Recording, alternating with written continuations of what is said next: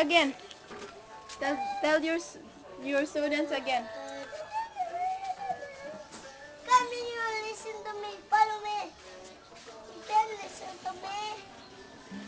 Promise Promise. to behave to me because I'm the teacher.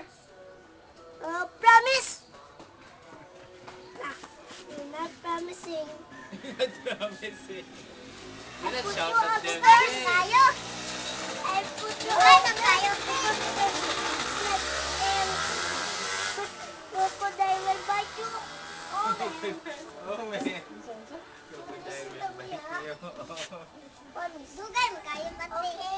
Okay. Tell them what to do, Jake. Dugan kayo pati. Dugan kayo pati. Comment ko lang. How about letters first? Letters.